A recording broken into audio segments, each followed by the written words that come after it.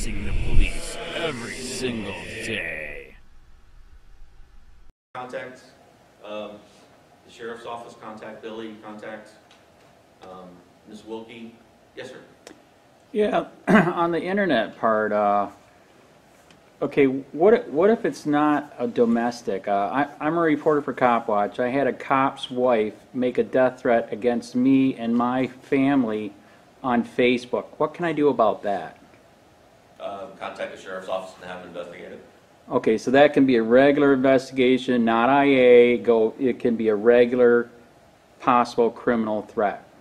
Well, it depends what the threat was. Right. It would only be internal affairs if the actual employee was involved. He made a comment on it. He liked it. Like I said, I can't really comment because I don't know everything that's going on, but right. What I recommend is calling the local law enforcement and having it investigated. All right, fair? Yes, sir. I don't know if I missed it or not, but did you talk about how you take a Spyware, it's not considered a virus because that's how the app is meant to work. Yes, sir. Yeah, one of the other reasons why I came here too, I thought Billy was going to touch on it more. Is this kind of turning into Tom Cruise pre-crime where, you know, you're looking at different stuff and you think they might do something in the future? Because they were kind of talking about that on some of their promotion videos, you know, for the new unit. And I know that that's good and bad. I mean, as a quick example, I'll give you, I'm a recovering alcoholic. You know, people thought I was going to die drunk and on drugs. And guess what? I'm like, I've been sober so long, it's not even ridiculous. I mean, it's ridiculous. So, you know, that's what the one reason why I came here, to see if he was going to talk about that. You know, is that kind of what's happening? Is that good? Is that bad? I mean, because like people can change. I am the perfect example of that. What's your opinion? I don't really think it's pre-crime. What we're looking to do is, you know, just like in the video, when someone commits a crime and there's a law against it, they get charged for that. A lot of crimes, when someone's arrested, we have to show the intent that they committed the crime. Correct. Just like the guy in the video, his intent wasn't to, you know, mess around, play around with her. His intent was to cause fear in her, and that's what cyber stalking is. That's what stalking is. You have to show that there is an intent to commit fear, and there's no legitimate purpose for what you're doing. Just like in the video, there was no legitimate purpose for the way he was acting, for what he was saying. So that's why it was stalking. Right. Well, they mentioned in their promo video that they're actually going to start going back to older cases and looking at them to see what happened in that situation. And almost, it sounded to me like go back and almost make something out of nothing, you know, on these older cases that are already done. Like I said, that's one of the reasons why I came here tonight, because the promo video was kind of talking like it was almost pre-crimes. We're going to go back to some of the old stuff and see if we missed something, or maybe we'll make, to me it was almost like make something. I'm sure that going back to some of the old cases, yes, they might have missed something, they might get a, you know, but at the same time, going back to some of these old cases, I think they're almost, you know, starting stuff when it could be fine. Well, I can't comment on the promo video or what they're right. planning on doing with that. That would be a question you have to ask. Got it. Charlotte County. Any other questions? All right, well, unfortunately, I've kept you guys 5 minutes past 7:30, but I appreciate you coming out.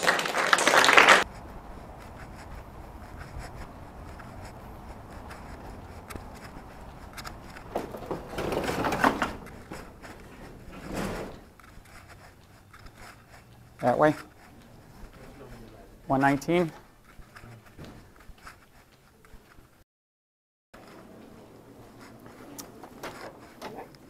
Yep.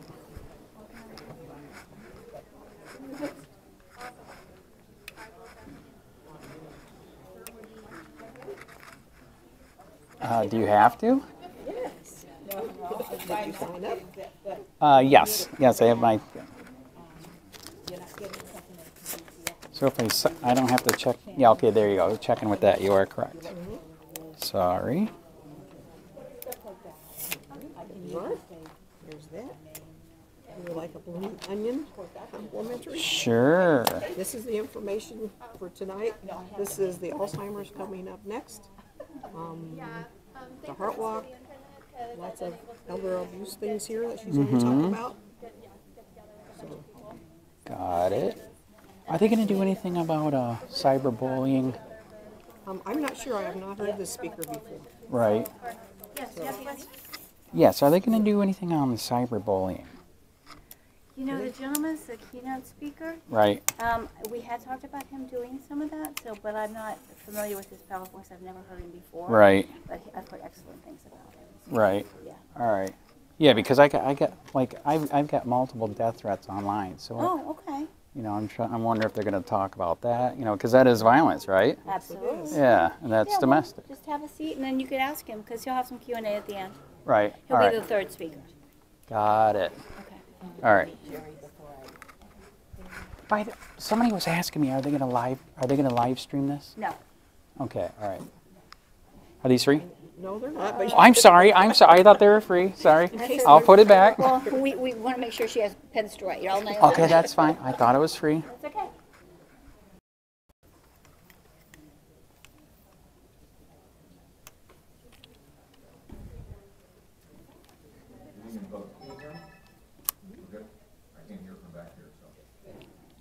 Captain Chandler from Shelby County Sheriff's Office and here for the Sheriff, Bill PRUMMELL. And I appreciate you folks' concern for time for coming out to this particular evening event.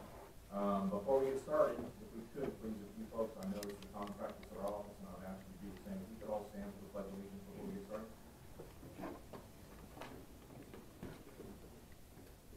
I pledge allegiance to the flag. And to the republic for which it stands, one nation, under God, indivisible, with liberty and justice for all.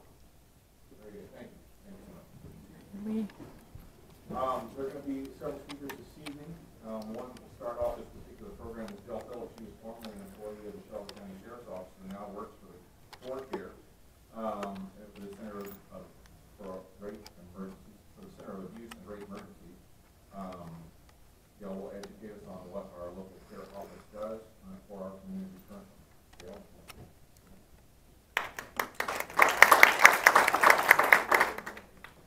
Some of you may know me. I've been speaking for years. Over 20 years at the Sheriff's Office, I recognize most of the faces. Thank you for coming. Domestic violence is so important. It's so important in Charlotte County. And I would love the opportunity to share with you what CARE does. Many of you know of CARE, the Center for Abuse and Rape Emergencies, but many of you may not know all that CARE is. I'm a community prevention and awareness coordinator here, part-time, but I retired. However, CARE is a nonprofit organization that I truly believe in, and it's been serving Charlotte County. Can you tell me how long? Believe in, and it's been serving Charlotte County. Can you tell me how long?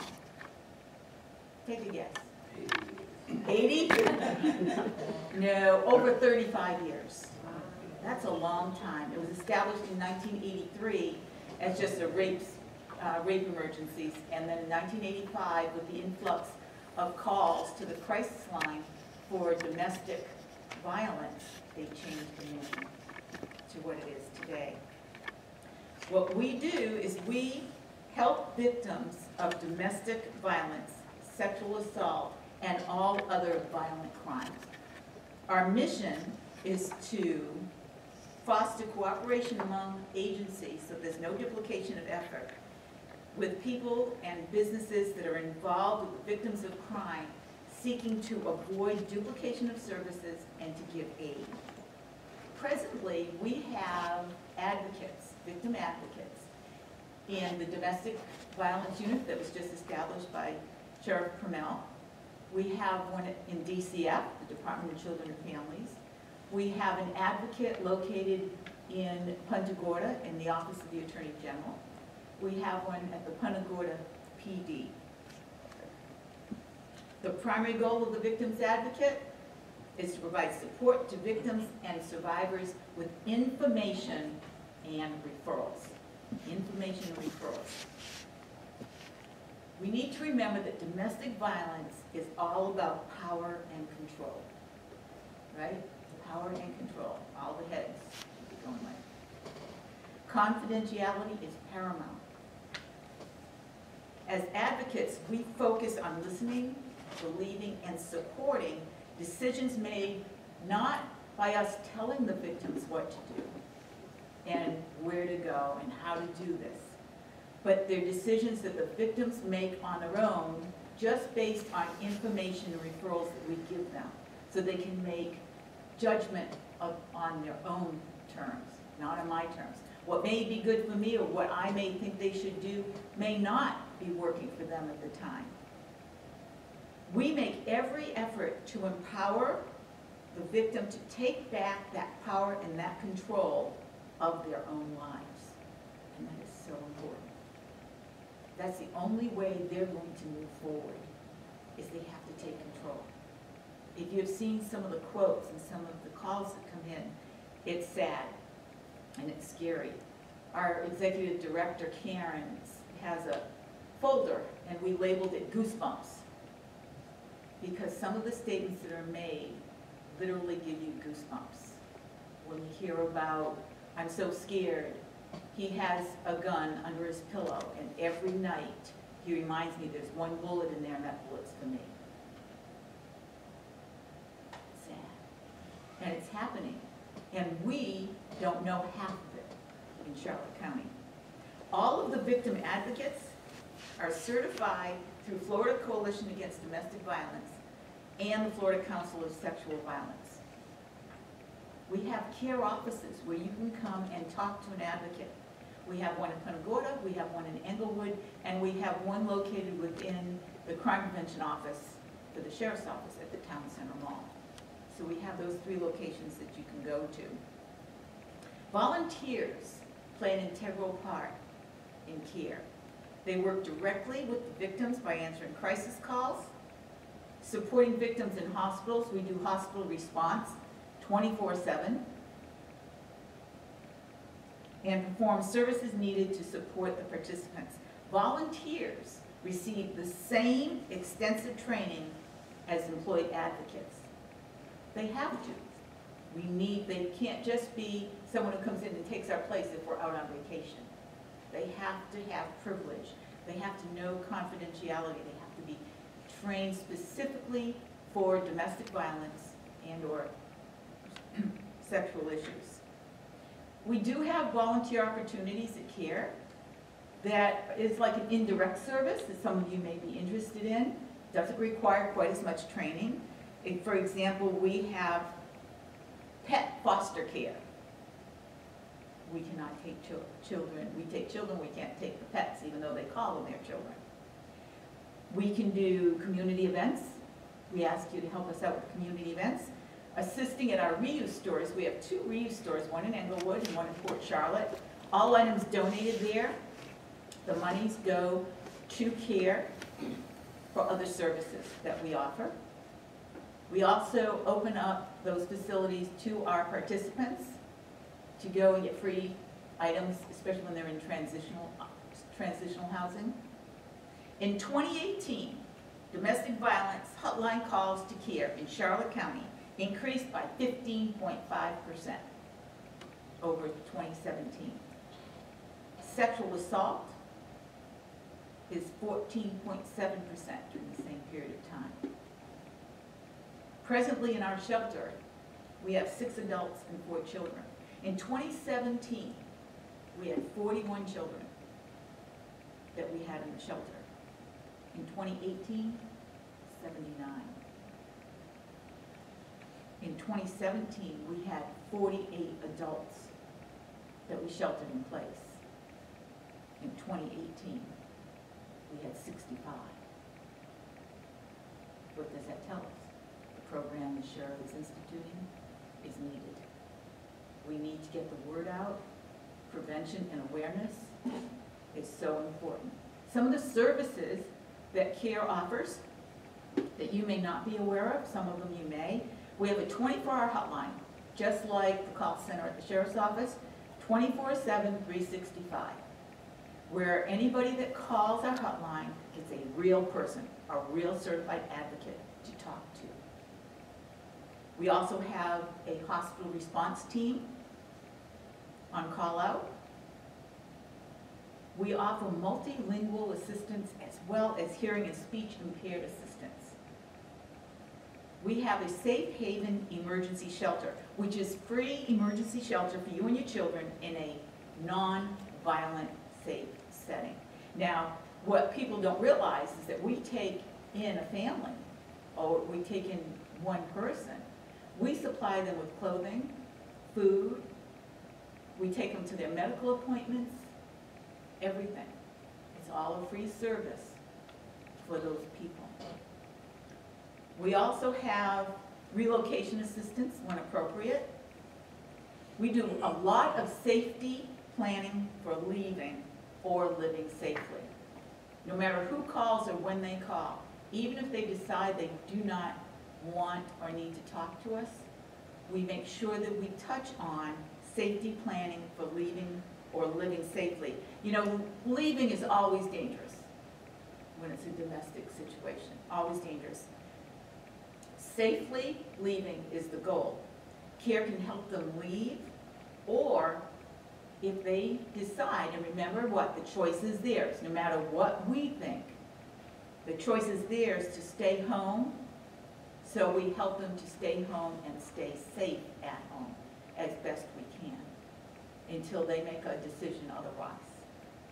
We do court accompaniment, so if the man or woman has to go into court, we go with them. We have one-to-one supportive assistance. You can call at any time. You all could call, even if it's to someone else.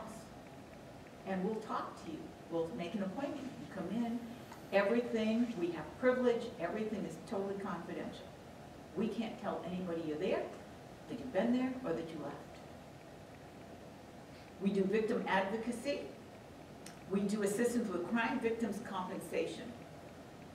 And that comes in a lot when, especially with our seniors, when they've had issues, and it may have turned out that there's, you know, exploitation or whatever. We try to help with that. And one of the most important things, because this is a big thing in Charlotte County, is we help you coordinate services. I was just talking to a member of the Sheriff's Office, new member today, and she said the biggest problem she has is knowing where the services are.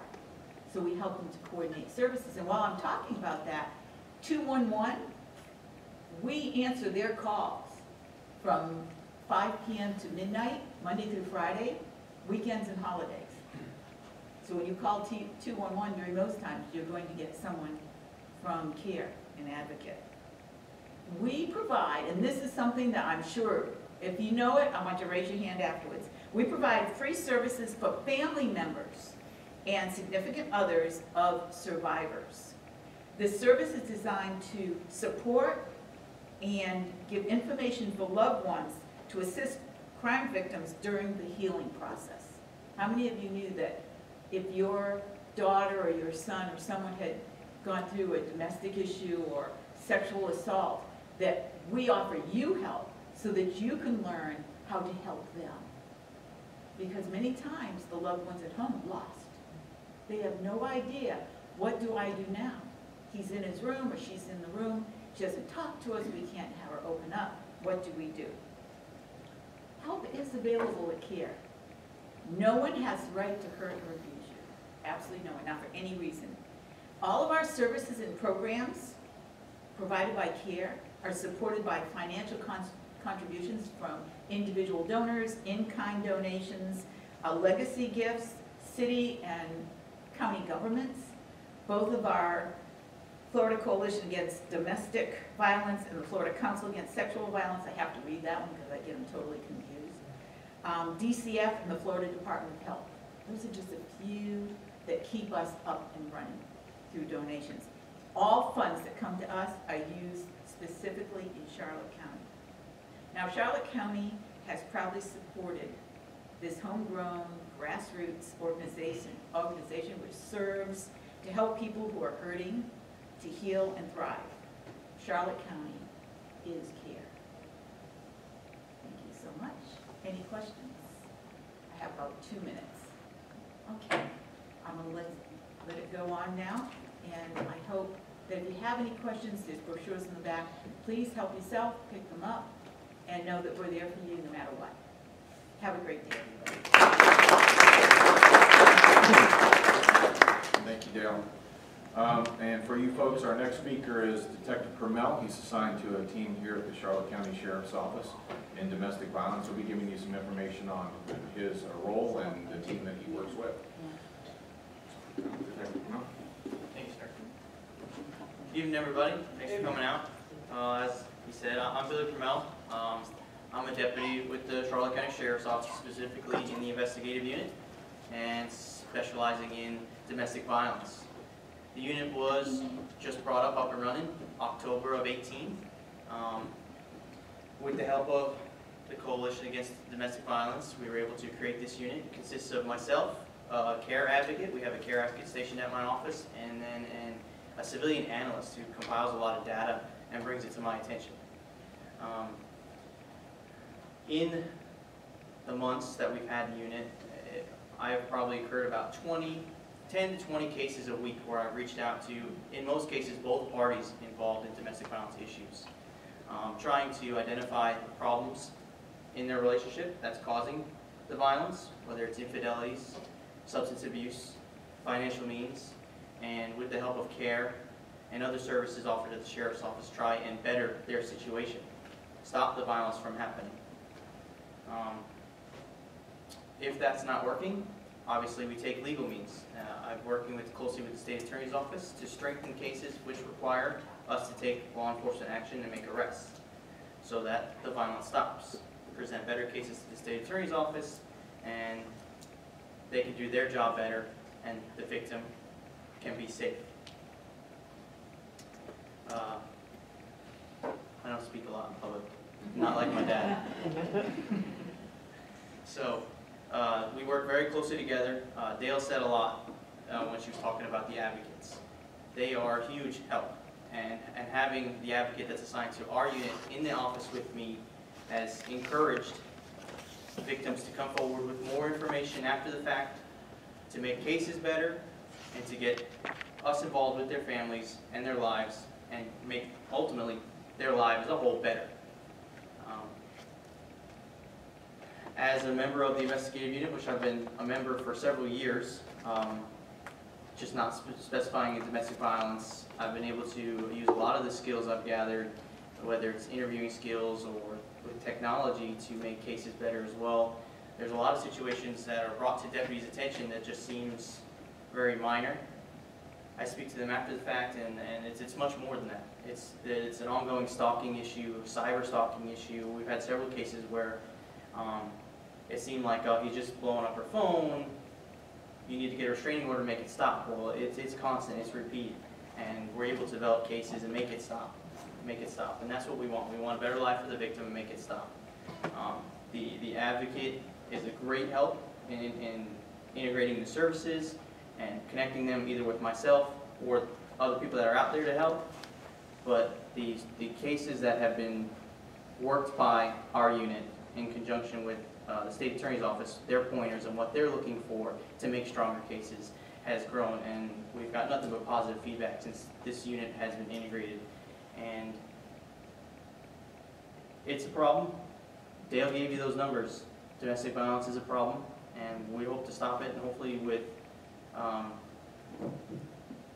the man hours put in by the three of us now, specifying and focusing on domestic violence, it will lower, it will stop, and we can make people's lives better. So that's all I really have. I'm going to leave it to Captain Chandler and Jerry here to talk more. Thank you. Thank you, Bill. To give you some information about that, Dale obviously did have a lot to say, Detective PRUMMELL. The Charlotte County Sheriff's Office, for one, I've lived here in Charlotte County most of my life, certainly my whole adult life. I'll just say I moved here when I was 6 years old.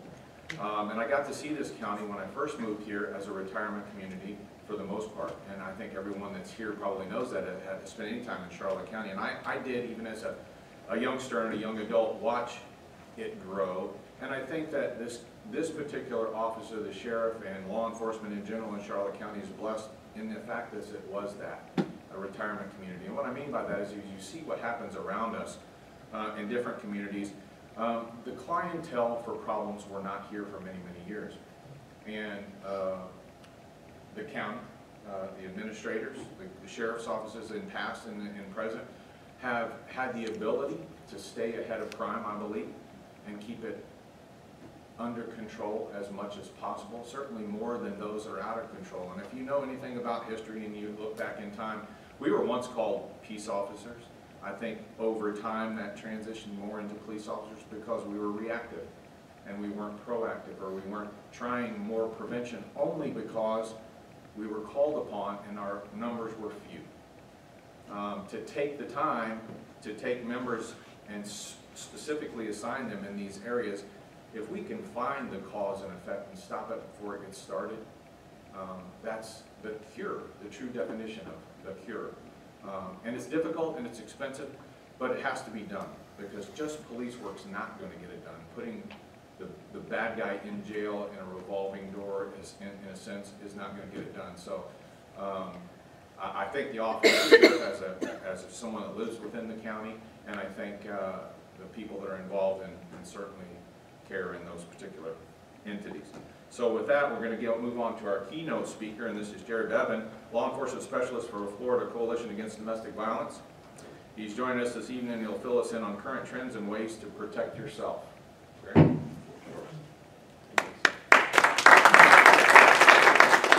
Good evening. Can everybody hear me without the microphone? Yes. Even in the back? Good, because I hate being tied to a podium or using a handheld microphone. As the captain said, my name is Jerry Bevan. I am the law enforcement program specialist with the Florida Coalition Against Domestic Violence.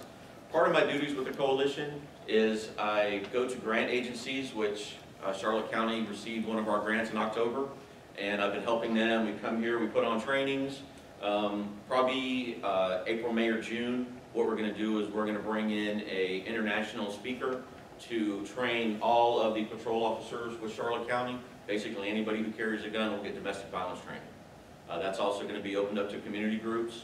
So once we get the flyer and ready to send out, you guys are more than welcome to come attend. It's going to be a 4-hour class. We're going to do it on 2 days and have 2 classes each day. That way you can either come to the morning or afternoon session. And I can tell you, part of my background is I was in law enforcement. I retired from the Marion County Sheriff's Office. About 2.5 hours, 3 hours north of here. I was there for about 28 years. The last 10 years I was in major crimes as a sergeant over the Special Victims Unit.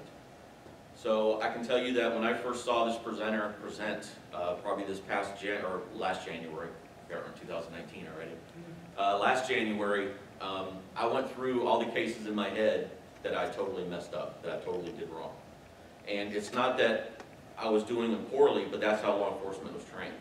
So part of my job is to get law enforcement and the community to look at domestic violence in a different light. To look at it as more than, I'm not worried about what happened the past 6 months, I need to know right now. Domestic violence is something that happens over years, over months, sometimes over decades with survivors. As Dale mentioned, when a survivor decides to leave a relationship, a domestic violence relationship, that's the most deadliest time.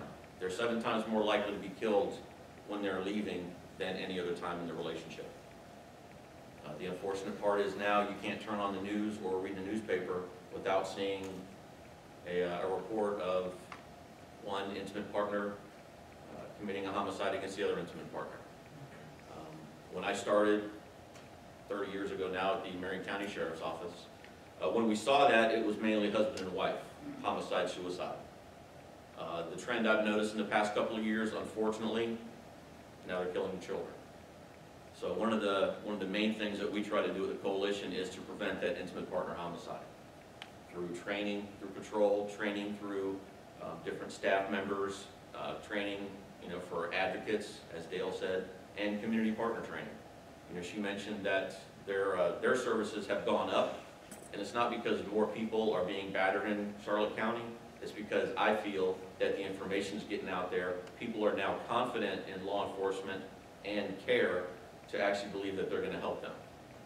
So, we always tell agencies, when they get our grant and start doing community presentations, you're going to see your numbers go up, which is a good thing.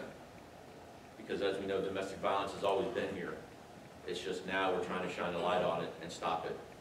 Like I said, stopping the homicides. So one of the things we're going to talk about tonight is technology and domestic violence. Has anybody ever had a technology or safety presentation? Does everybody have a smartphone? Everybody loves their smartphone, right? By the end of the class, you're probably not going to want your smartphone. Part of my duties with the Sheriff's Office in Marion County, like I said, was in the Special Victims Unit. The last year I was there, I was assigned to the Internet Crimes Against Children's Unit. We did child pornography and we did a lot of internet investigations, seizing computers, doing forensics on computers and phones.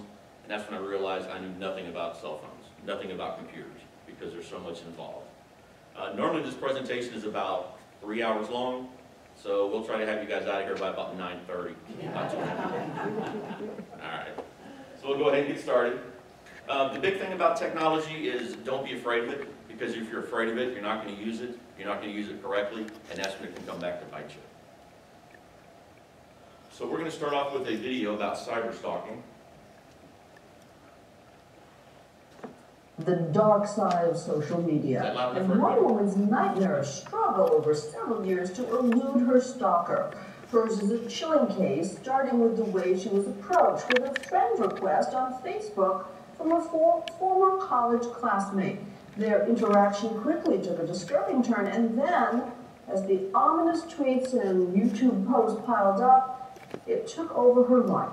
Here's ABC's Andrea Kenneth. Please just listen to me and let me be nice. We need to talk face to face. The videos are disturbing and terrifying. That's a very unwise decision. It's up to you now. Save your own life. Patrick Michoni posted dozens of threatening tirades on YouTube. You stupid, ungrateful piece of... All directed at one woman. In sickness and in health. Until the day you die. His obsession, former college student Kristen Pratt. It stops you in your tracks. Just kills you emotionally. For 3 years, Patrick Michoni used social media as his weapon. Cyber stalking Pratt through YouTube. Messages like these. I want to tie your wrists together. I'm going to follow you home from work. And tweets like this one. It is up to you now to save your life. I have no options. Not to mention dozens of phone calls a day. Pratt worried for her life. Describe what that's like to be paranoid 24 hours a day. Makes you question the world around you, and it instills fear. Would you check the shower? Would you check the closet? Oh yeah, I would check all the time. I used to have dreams that he found out where I lived and broke into my house and waited until I went to sleep and would kill me. It all began out of the blue in 2008 when Michoni contacted Pratt, then 19 years old, on Facebook, reminding her they had taken a class together 2 years earlier at a community college. They had never even officially met. She says the conversation was initially polite. You were innocently responding to him, thinking this could be a friend. Yeah, exactly. But about a half dozen messages later, things quickly turned frightening. They were more sexually oriented and a little bit more deranged. Stuff about how he wanted to kill me before I kill him. Or he would break my neck, my boyfriend's neck. The stalking only escalated. You're still playing games! In this video, you can see Michoni videotaping himself in front of Pratt's work. She then drives by, not even knowing he's there. He chases her. Pratt was told outside of a restraining order there was little she could do, until a police officer arrested Michoni for prowling at another apartment complex. We asked if he could check Patrick's backpack. And in the backpack was a sexual device, condoms, porn, and a video camera. Michoni was finally charged with cyber stalking, and last week Pratt faced him in court. I was always nervous and frightened that at any moment I could walk out of the building and nobody would ever see me again.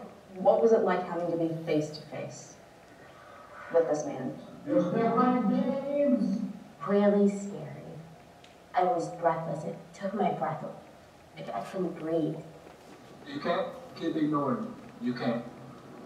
Michoni was convicted of cyber stalking.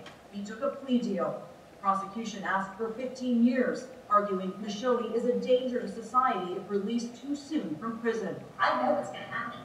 He will kill her. The defense painted a picture of a once bright and promising student with a college scholarship who went on a downward spiral, a man who needs medical help, not prison time. Mashoni, now 24 years old, admitted in court he has problems. I wanted to apologize to her for scaring her. I thought I was going to remember, like, and those emails like that. I mean, obviously, you're not making it up. The judge gave Mashoni 4 years. He will be out in just 2 for time served. He made it a point to say it was because this is Patrick's first offense. He hasn't harmed me. I'm still alive. But I'm not alive because Patrick didn't want to hurt me. I'm alive because I made sure I stayed alive. Why do you think the judge didn't side with the prosecution, only giving 4 years versus 15, which is what they wanted? It's just a fraction. Stalking cases and cyber stalking cases still aren't treated in the same way by the law as an actual assault. But in this case, the judge would say, well, I've taken away his weapon, and that is access to a computer. Because for 15 years, he's on probation. Uses that computer in that 15-year period, he's going to have to serve the whole sentence. Please, this isn't a game. As for Kristen Pratt, her biggest fear is when Mashoni is released from prison in 2 years. Don't tell me I shouldn't be angry. The judge has ordered he will forcibly have his medication injected because of his lack of cooperation. But she says the nightmare will never be over. Are you going to live the rest of your life looking over your shoulder in fear? Of course, always. There will never be a day when I'll be able to walk down the street without worrying that he's behind me. For Nightline, I'm Andrea Canning in New York.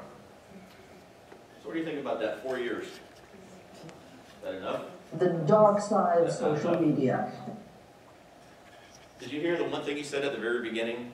It kind of sounded like the wedding vows. You know, we'll have until hold until you die. He's not going to stop until he ends up killing her one day. You know, the judge is going to have his, I guess, his medication injected, and the judge felt that he took away his voice by taking away his computer access. Can someone get on the computer if they want to? Any of you ever have any teenage sons? Yeah, I tried to do the same thing, take away my son's computer. That didn't work. He found a way. You know, you've got libraries, you've got friends, you've got cell phones now. You can go to McDonald's on the public Wi-Fi. Can't be traced. If we trace it, it'll go back to McDonald's. So, you know, there are a lot of different things that they can do to get around that order. One of the things is cell phone monitoring, caller ID spoofing.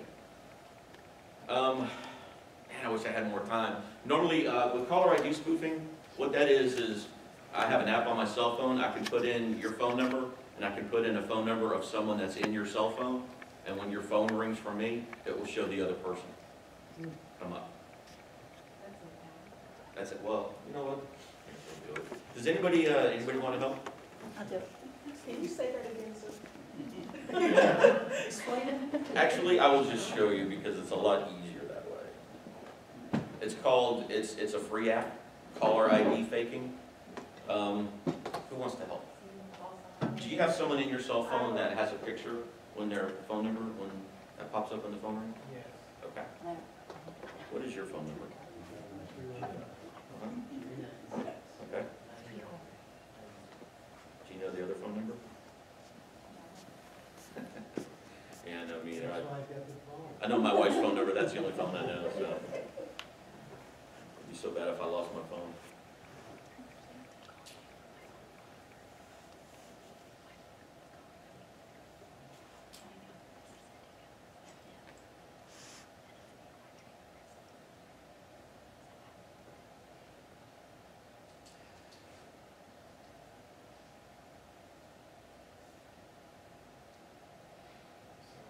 What's his number? 315 242 Okay. 0391. Okay. So what I did is I put in his phone number under number to call, and I put his son's number under fake caller ID. And then I hit done, and then I hit call. And it's calling a number out of Arizona, and his phone will ring, and his son's picture will pop up.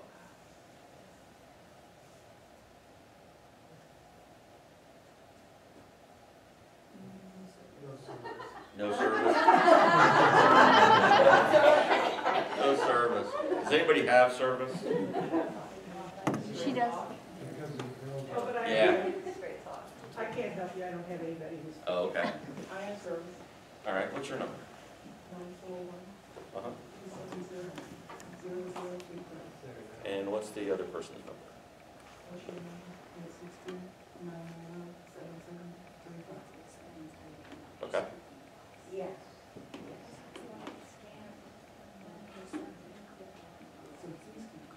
Yep, I'm gonna call you and her number will pop up on the caller ID. It doesn't have a picture, but it's got her phone number. Okay. So if you could show her number showed up, because my phone's an 850 number out of Tallahassee. So right now it's showing that your friend is calling you. Yeah. So if you answer it, go ahead and answer it. Hello? Hey. That's you? That's me. But now, when we disconnect, look in your recent calls and tell me who's the last person to call you.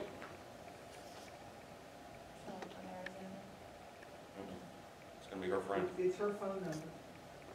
So if someone calls you harassing you using this app and you call law enforcement and show them your phone, can't follow it because her number showed up. That's caller ID spoofing. They can also do it with text messages. And if they pull the records from the phone company, it's going to look like she called.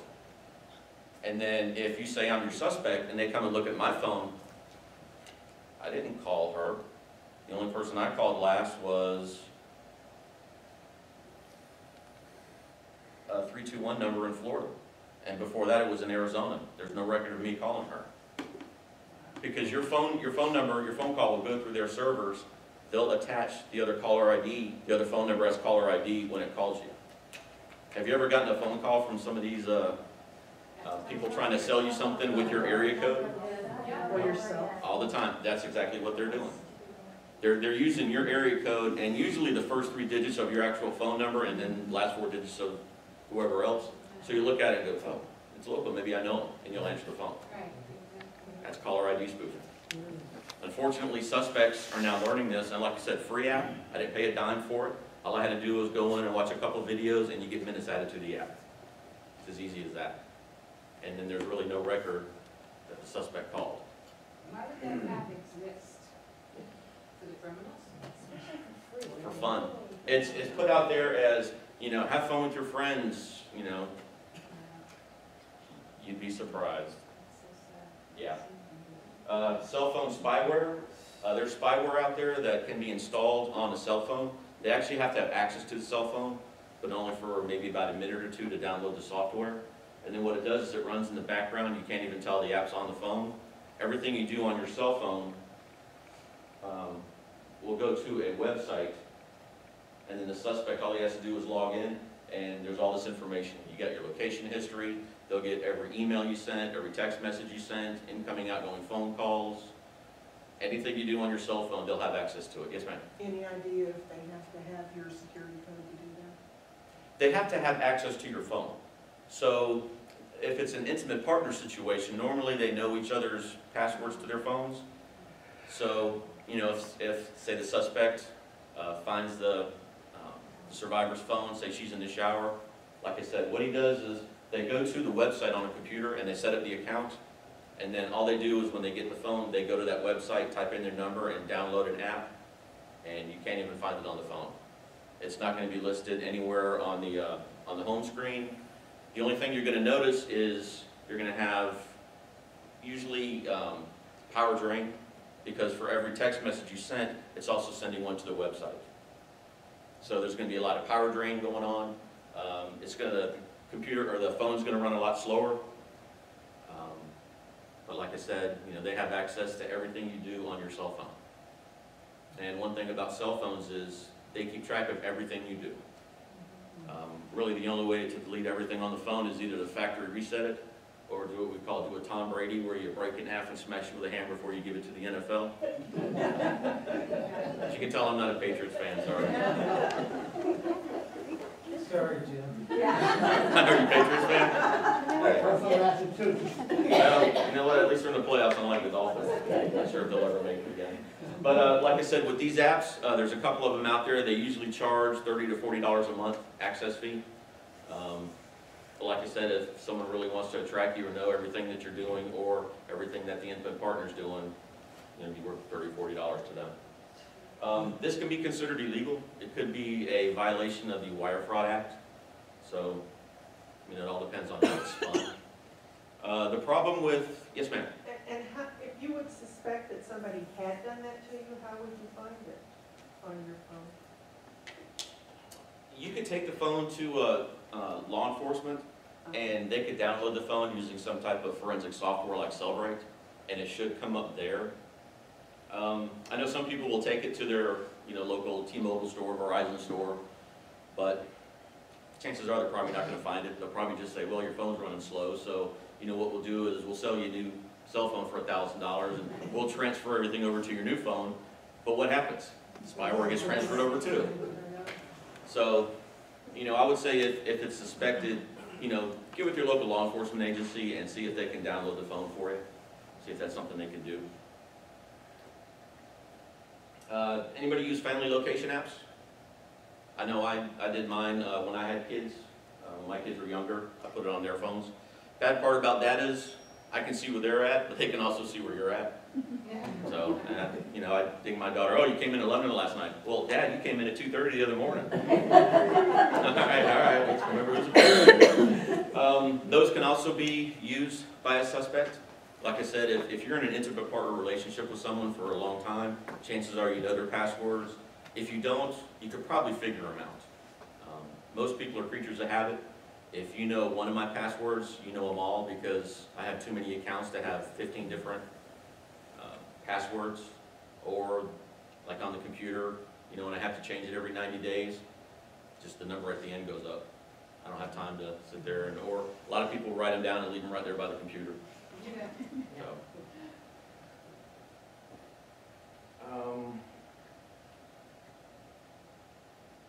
Anybody ever have Google?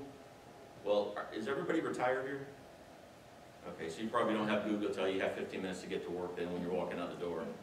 I was retired for 2 weeks and couldn't stand it, so I had to deal with back to FCADV. But what Google does is Google will track your movements, and it stores all that information.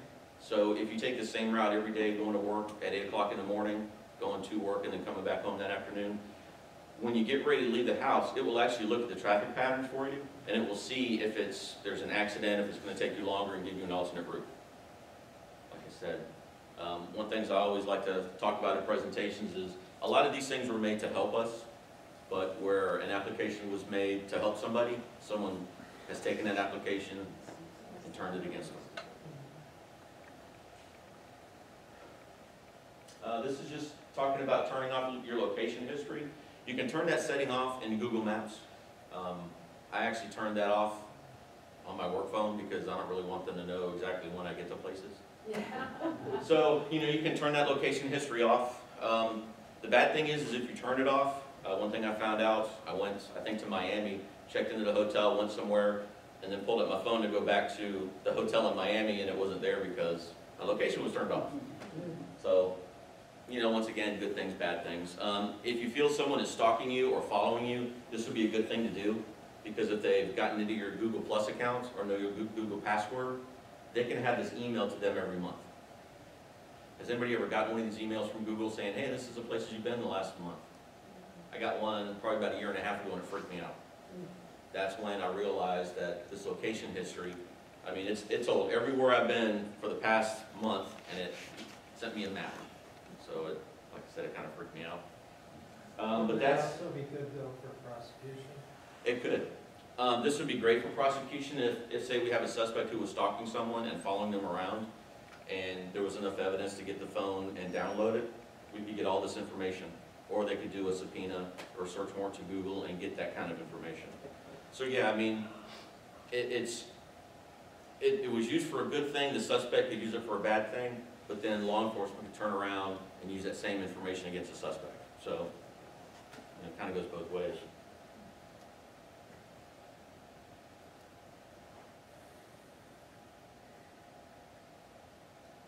Okay, so there's it. It will take you 16 minutes to get to work.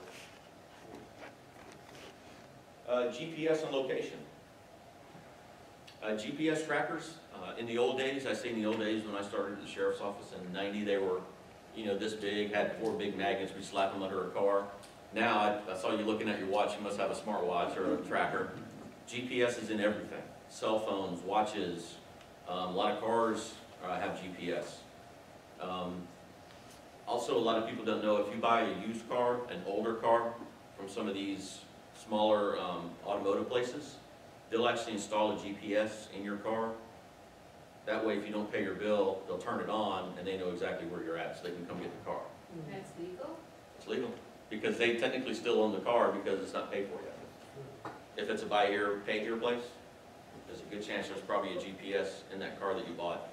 Usually they're not active because they have to pay for that if it's active, but if you don't pay your bill for a couple months, they'll definitely activate it and come take your car in the middle of the night. So, GPSs now are getting smaller and smaller. You can buy a GPS, the tracker, it's about the size of a quarter. So if, say, a survivor is being followed by the suspect, they can have one of these devices anywhere on the vehicle. Some of the suspects, what they would do if they had small children that they would transfer back and forth with a car seat, you could hide one of these in a car seat. Probably never find it unless you really tore the car seat apart, and know exactly where the survivor was at all times because of the tracker.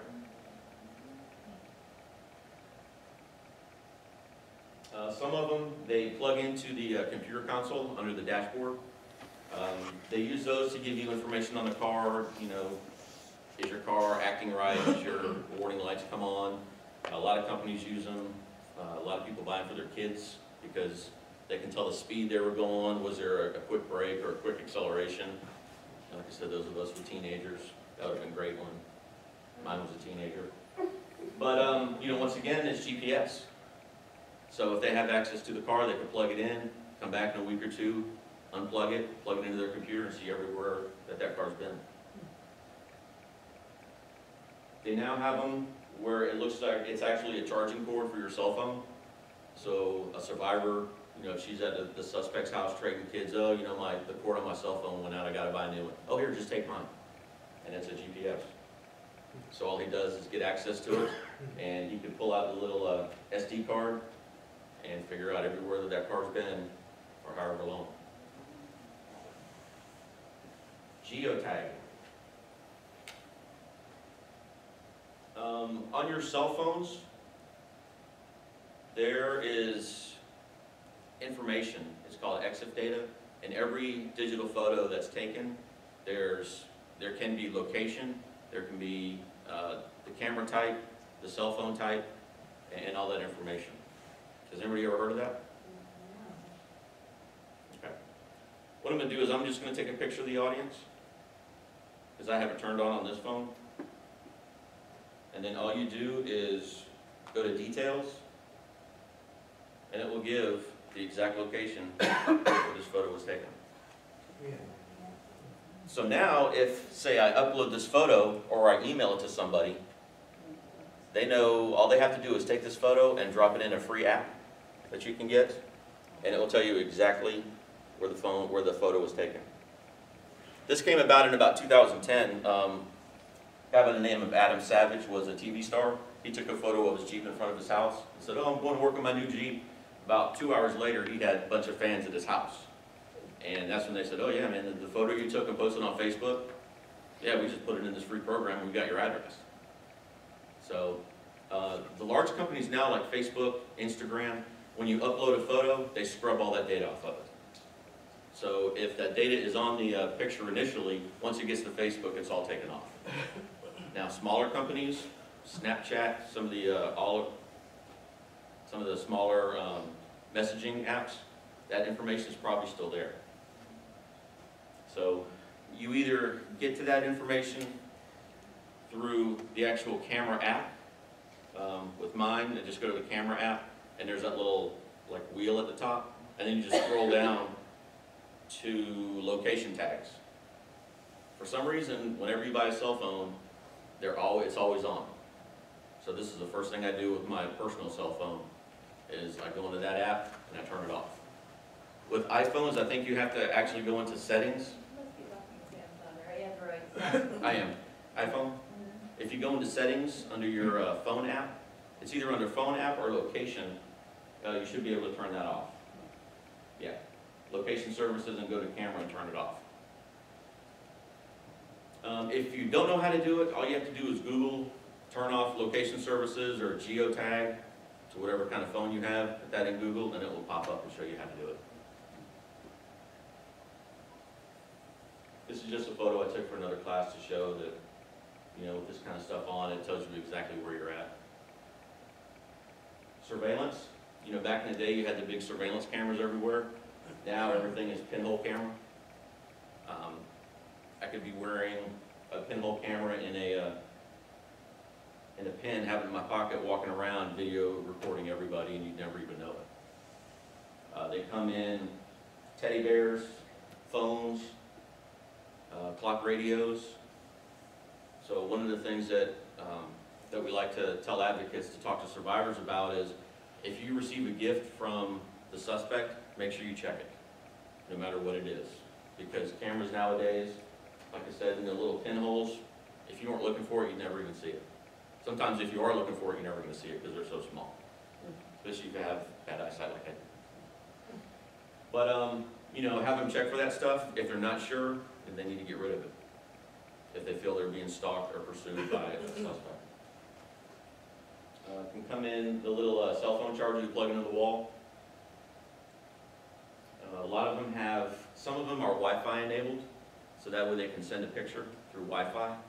So if he's down the street, if the suspect's down the street, they can get that feed live. Some of them have an SD card in them that will hold information a week, 2 weeks, 3 weeks. And all they have to do is when the survivor's at work, break into the house, change out SD cards, and now they can see everything that's happened in the house for the past couple of weeks. Most of them nowadays, they don't record unless there's movement, they're movement activated. So they're only going to report if somebody's in the house. So. Social media. See, we got Facebook, Twitter, Instagram, YouTube, Snapchat. Does everybody know about Snapchat? Everybody heard about Snapchat? Snapchat is basically, you can send a photo and have it disappear within like 8 to 10 seconds when you send it to someone. It used to be, if you took a screenshot of it, they'd never know, but now they have that in there where if someone takes a screenshot of a picture in Snapchat, it will alert the other person, but by then it's too late. Or if you have a second phone, just take a picture of it. The unfortunate part is, kids nowadays, you know, 5, 6 years ago, you know, they'll send, you know, risque photos like that and thinking, oh, they're only going to see it for 5 or 6 seconds and it's going to disappear. No. You know, like I told my kids, you know, anybody come in contact with, once it hits the internet, it's there forever. You could go on 2 minutes later and delete it. Somebody's already seen it. Somebody's already screen captured it. There's also sites out there that will actually store the historical data. You can go into the site and basically look up, you know, what was on YouTube in 2017 on September 8th. And it will pull up all the videos, pull up all the information that was on there. Because that's what they're doing screen grabs of all that information. This is another video we don't really have time for. Using social media to stalk and harass. If you think somebody is stalking you, if you take photos, don't include any type of identifying landmarks. There are programs out there where you can take a photo with an unknown landmark, drop it in, and it will tell you what that landmark is and where the photo was taken, even without the data. It reads the photo and it has a database of probably billions of images, and it will compare it that quickly to find out where that landmark is. You don't want to check in somewhere. A lot of people on Facebook like to check in. I'm here, like to take photos of what they're eating, hanging out with friends, get tagged in photos by other friends. You want to make sure they avoid that. The unfortunate part is, you know, when you have a survivor and a suspect, sometimes the survivor has to take steps to limit their exposure. And unfortunately that may be to, you know, we're not saying stay off the internet, we're not saying to stay out of Facebook. There are some survivors who actually tell us that they will go onto their suspect's website or their Facebook page, see what kind of mood they're in. If the suspect's in a bad mood that morning, then they know they're probably going to catch it either later on by a phone call, text messages, or something like that. So, you know, they use that for their own safety. But we also want them to be cognizant of what they're doing and the information they're putting out there, so somebody can't follow them or stalk them or harass them.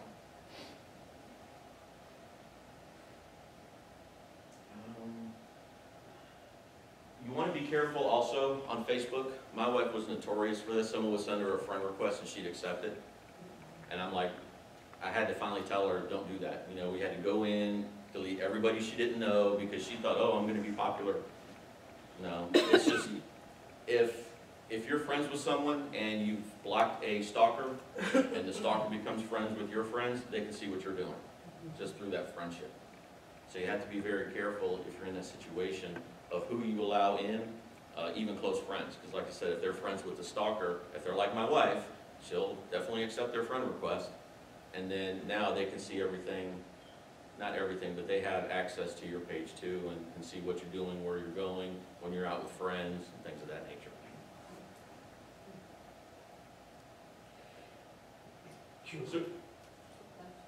So is a survivor who does not use social media safer than a survivor who does? Not necessarily. Like I said earlier, a lot of survivors will use that just to gauge the mood that their stalker is in, which is a good thing. If you're ever in a situation with stalking, this is an incident log. If you grab one of the books back there, they're in the back, there's several pages of them. If you have a friend that you feel maybe in a stalking situation, give them the book, have them contact the sheriff's office. The bad thing about technology is advancing way faster than the laws that can keep up with them.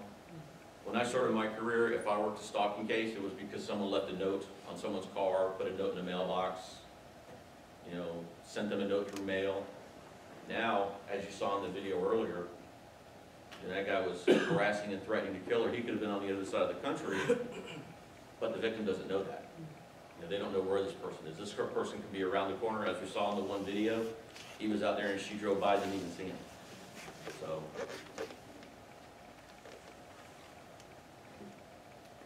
some of the safety planning techniques: turn off the location services for GPS. I recommend that anyway, especially with kids. As we all know, kids are notorious for taking selfies and posting them online somewhere. If they have that location service on, you could have a predator out there that could get that photo if it's through the right service and find out exactly where they live. Don't post photographs of a new residence or their neighborhood. Be careful about posting locations when they're out shopping or eating or hanging out with friends. And don't answer calls with unknown numbers. As we saw earlier, it could be a known number and it could still be somebody stalking you, and there's really no record that it happened. But definitely, if you don't know the number coming in, even if it's a local number, I would recommend not even answering it. Chances are it's a telemarketer. Don't answer known numbers if they call at unusual times.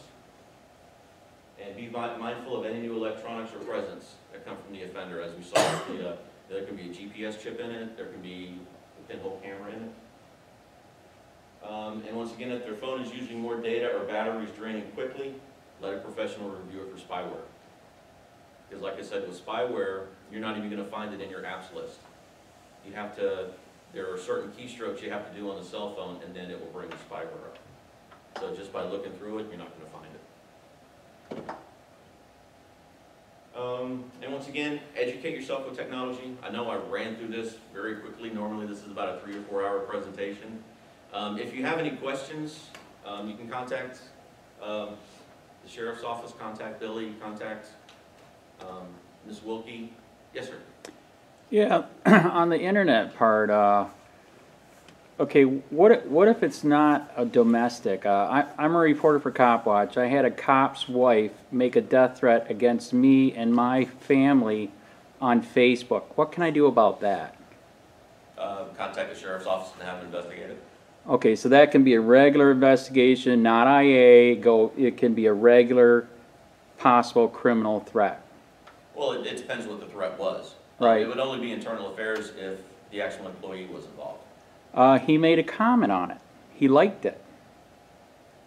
like I said, I can't really comment because I don't know everything that's going on, but Right. what I recommend is calling the local law enforcement and having it investigated. All right, fair? Yes, sir. I don't know if I missed it or not, but did you talk about how you take a picture with your cell phone, all the information's embedded in Yeah, and you know, that's one of the location services that we talked about turning off. You know, that's one of the things, for some reason, all cell phones, when they're brand new, they come with that turned on. I don't know why. I wish they would turn it off because, you know, people who don't know about it are taking photos. The way I first found out about it is one of the phones I had several years ago, I was taking photos, and then after about a month, it popped up a map and showed every photo, like in different cities where I was taking them, and I was like, how does it know that? Well, because of the location data. So, any other questions? Yes, ma'am. Would having an antivirus on your phone stop that spyware from being applied? Usually not, because it doesn't see it as a virus, because it's an actual program on the phone. It's just run in a covert manner, which is the way it's supposed to run, so technically the app is running fine, and it's just sending information out. I would recommend a virus program anyway, because you can get viruses from emails if you click a link and go somewhere. But like I said, with the spyware, it's not considered a virus because that's how the app is meant to work. Yes, sir. Yeah, one of the other reasons why I came here too, I thought Billy was going to touch on it more. Is this kind of turning into Tom Cruise pre-crime where, you know, you're looking at different stuff and you think they might do something in the future? Because they were kind of talking about that on some of their promotion videos, you know, for the new unit. And I know that that's good and bad. I mean, as a quick example, I'll give you, I'm a recovering alcoholic. You know, people thought I was going to die drunk and on drugs. And guess what? I'm like, I've been sober so long, it's not even ridiculous. I mean, it's ridiculous. So, you know, that's what the one reason why I came here, to see if he was going to talk about that. You know, is that kind of what's happening? Is that good? Is that bad? I mean, because like people can change. I am the perfect example of that. What's your opinion? I don't really think it's pre-crime. What we're looking to do is, you know, just like in the video, when someone commits a crime and there's a law against it, they get charged for that. A lot of crimes, when someone's arrested, we have to show the intent that they committed the crime. Correct. Just like the guy in the video, his intent wasn't to, you know, mess around, play around with her. His intent was to cause fear in her, and that's what cyber stalking is. That's what stalking is. You have to show that there is an intent to commit fear, and there's no legitimate purpose for what you're doing. Just like in the video, there was no legitimate purpose for the way he was acting, for what he was saying. So that's why it was stalking. Right. Well, they mentioned in their promo video that they're actually going to start going back to older cases and looking at them to see what happened in that situation.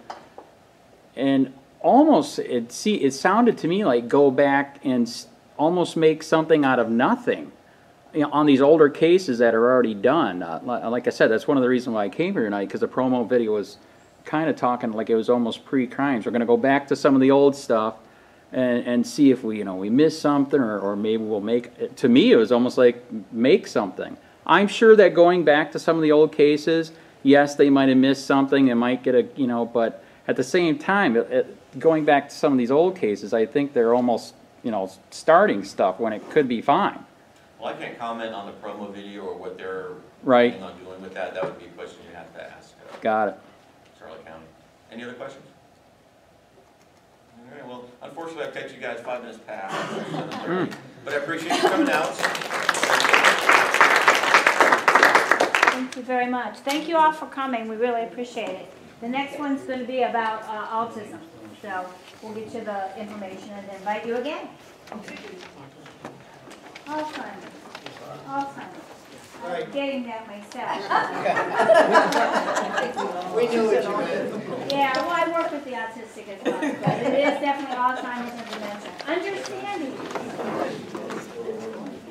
Thank you for coming. Hey Charlotte County, this is Charlotte County Copwatch. I am using any video here with under fair use if you have criticism, reporting, teaching, etc. And please donate. I do not make money from YouTube, and there are different ways to donate in the video links. Thanks.